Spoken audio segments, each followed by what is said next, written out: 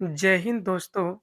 दोस्तों, हमारे चैनल को आप सब्सक्राइब कर लीजिए और इसको शेयर कर दीजिए ताकि सभी तक नोटिफिकेशन पहुंच सके।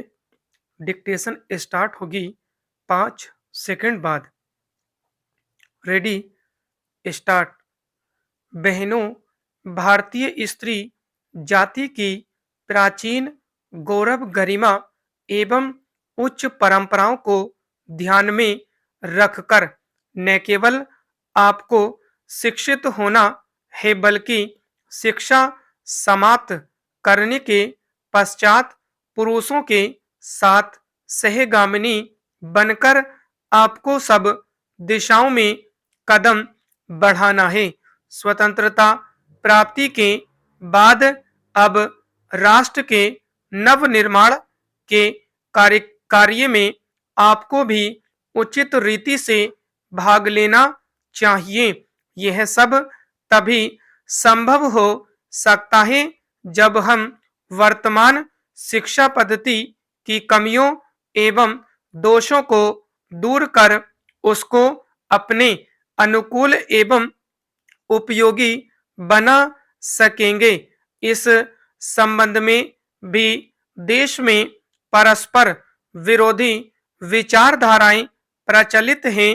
आधुनिक सुधारवादियों या जो अपने को प्रगतिशील कहते हैं, उनकी धारणा यह है कि बालक बालिकाओं को एक साथ शिक्षा दी जाए और दोनों की शिक्षा प्रणाली एक सी हो। उनका यह भी विचार है कि स्त्रियों को न केवल शिक्षा पद्धति में ही बल्कि अन्य क्षेत्रों में भी पुरुषों के बराबर अधिकार मिलने चाहिए तथा उन्हें संपूर्ण सामाजिक स्वतंत्रता होनी चाहिए। उन्हें समाज के समस्त व्यवसाय और व्यापारों में समान रूप से भाग लेना चाहिए और शिक्षा प्रणाली की रचना इन सबके अनुकूल होनी चाहिए।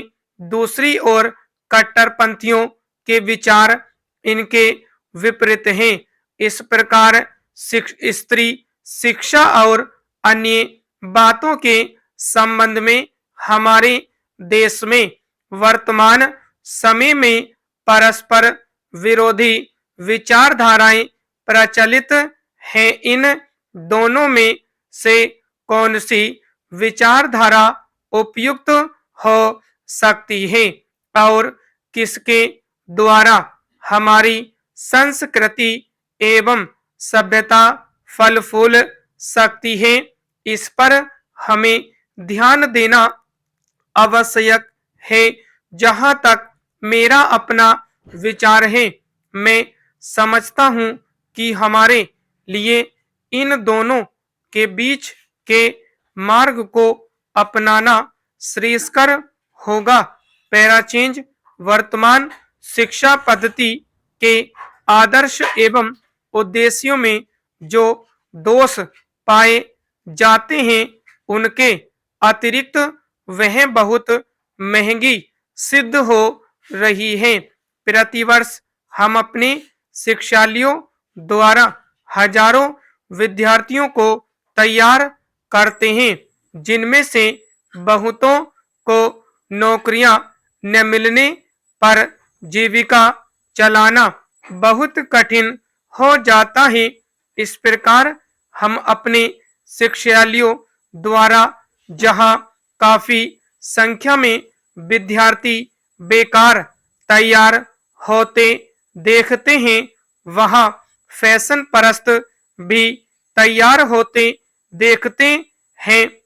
हमारे साधारण गृहस्थ घरों की लड़कियां जब प्रारंभ में आधुनिक शिक्षालयों में प्रवेश पाती हैं, तो धीरे धीरे वे भी वहां की फैशन परस्ती की शिकार हो जाती हैं और सुंदर सुंदर बहुमूल्य साड़ियां एवं भांति भांति की साज श्रृंगार की वस्तुओं की नकल करने लगती है, जिससे अपने माँ बाप या अभिभावकों को पर्याप्त मात्रा में व्यय कराने के संकट में डाल देती है।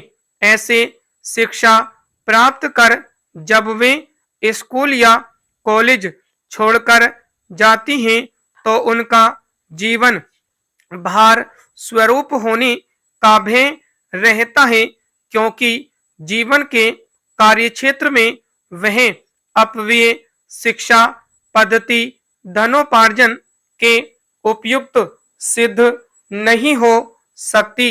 यह नौकरी की आशा भी पूरी नहीं कर सकती और अंत में यह शिक्षा उनके लिए निकम्मी मालूम पड़ती है।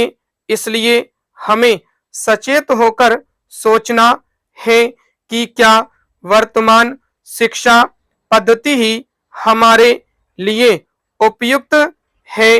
पैराचेंज महोदय कुछ समय बाद जैसे ही समाचार पत्रों में बहुत से लोग काम करने लगे और प्रकाशन कार्य के लिए व्यवसाय यंत्रों की आवश्यकता पड़ी, इस कार्य ने उद्योग का रूप धारण किया। निःशुल्क प्रचार अथवा सेवा की भावना अब अव्यावहारिक जान पड़ी और प्राय लुप्त हो गई। समाचार पत्र उद्योग का यह विकास संभवतः स्वाभाविक है और आधुनिक विचारधारा के अनुरूप है। फिर भी यद्यपि पत्रों का प्रकाशन एक उद्योग के रूप में होता है, समाचार पत्र स्वदेशी राष्ट्र सेवा की भावना तथा नैतिक दायित्व से एकदम मुंह नहीं मोड़ सकते। यह भी स्वीकार करना होगा कि इस उद्योग की यथोचित उन्नति के लिए यह आवश्यक है कि दूसरे उद्योगों की भांति यह भी उन सभी साधनों से संपन्न हो जो अन्य उद्योगों ने या तो प्राप्त कर लिए हैं या वे उनकी प्राप्ति के लिए प्रयत्नशील हैं। इसलिए यह सभी के हित में है कि समाचार पत्र उद्योग उन्नत हो और इसका आधार अधिक से अधिक ठोस हो। इधर कुछ वर्षों से हमारे देश के समाचार पत्रों में जागृति की लहर आई है। उद्योग की आवश्यकताओं, श्रमजीवी पत्रकारों की मांगों और पाठकों के हितों ने मिलकर ऐसी स्थिति पैदा कर दी कि समाचार पत्रों की दशा पर पुनर्विचार करना आवश्यक हो गया। समाचार पत्र आयोग की नियुक्ति, आयोग की सिफारिशों का प्रकाशन और उन सिफारिशों पर सरकार का निर्णय, ये सभी उक्त समस्या को सुलझाने के सम्मिलित प्रयत्न हैं।